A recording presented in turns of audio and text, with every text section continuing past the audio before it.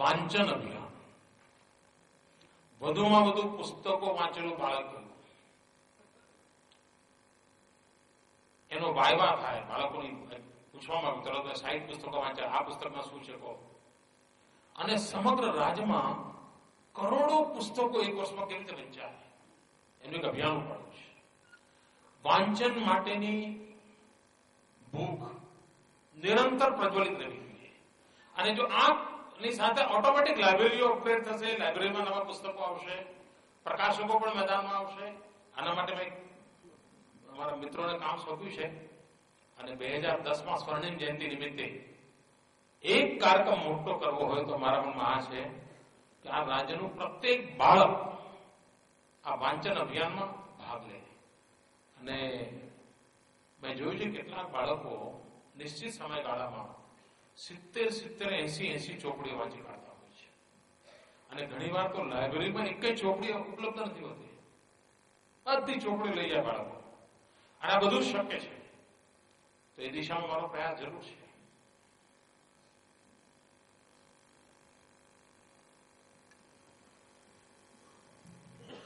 માનનીય મુખ્યમંત્રીશ્રીને નમસ્કાર, મંચ પર બેઠેલા સર્વને મારા નમસ્કાર અને ટીવી જોઈ રહેલા દર્શકોને પણ મારા નમસ્કાર. હું પઠાણ સીમા કૌશર નવાબ ખાન સાબરકાંઠા જિલ્લાની વડાલી તાલુકાની વડાલી પ્રાથમિક શાળા નંબર 2માં અભ્યાસ કરું છું. મારો પ્રશ્ન મારે અને મારા મિત્રોને જાણવું છે કે ચિલ્ડ્રન યુનિવર્સિટીની વાત મેં સાંભળી છે. હું હાલ 7મા ધોરણમાં ભણું છું. આ વર્ષે મારું પ્રાથમિક શિક્ષણ પૂરું થશે, તો ચિલ્ડ્રન યુનિવર્સિટી મને કેવી રીતે ઉપયોગી થશે?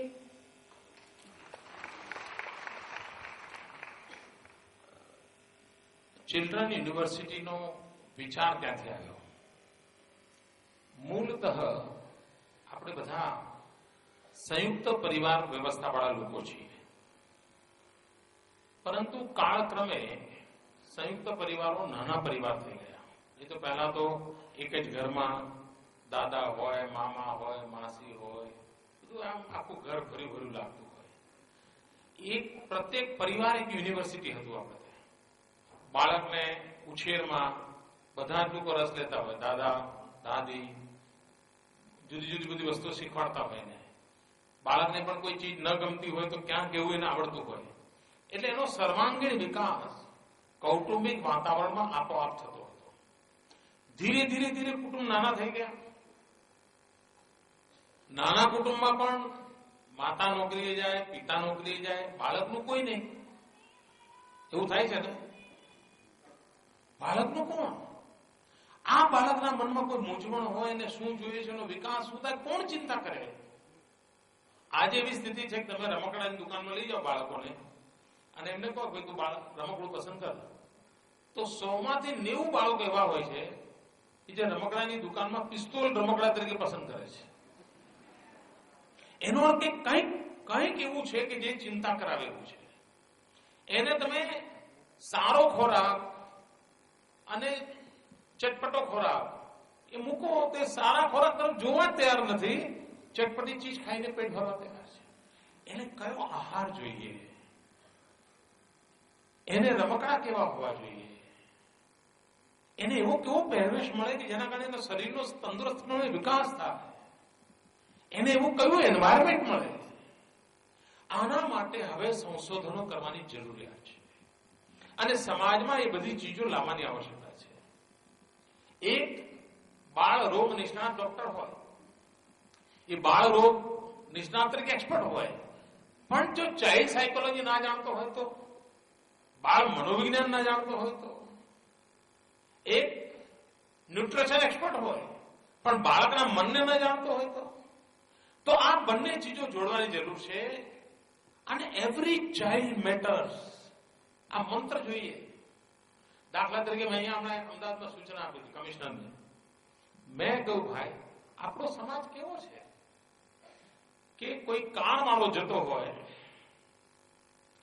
તો અને બાળકે રોડ ક્રોસ કરવો હોય તો બાળકે ઉભા રહેવાનું અને કાર વાળો ધમ ધમ ધમ કરતો જાય.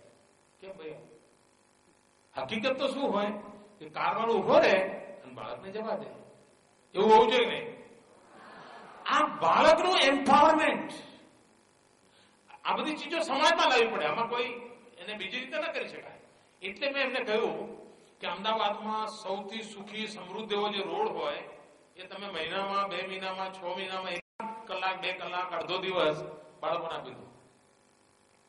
ત્યાં બાળકોને જઈને કબડ્ડી રમી હોય તો રોડ ઉપર કબડ્ડી રમે.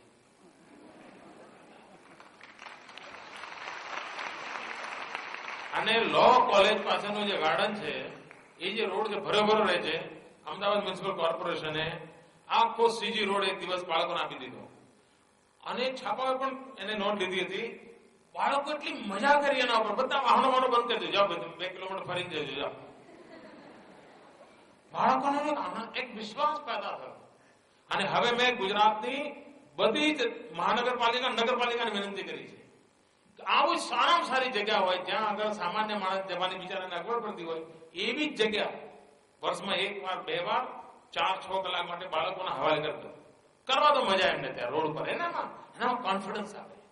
તો આવા બધા પ્રયોગો, હા, એક જો ચિલ્ડ્રન્સ યુનિવર્સિટી હોય તો એનું રિસર્ચ થાય, આજની બાળકોની મનસ્થિતિનું રિસર્ચ થાય, એમાં સારી રીતે બદલાવ કેમ કરાય એનું મોટું કામ થાય. તો એક સેન્ટર ફોર એક્સલન્સી તરીકે આ ચિલ્ડ્રન યુનિવર્સિટી બનશે. દરેક કુટુંબને ઉપયોગમાં આવવાની છે, દરેક બાળકને ઉપયોગમાં આવવાની છે. એમાંથી આવનારી બાબતો સમગ્રતયા બદલાવને સ્વીકાર કરવાની આવનારી છે.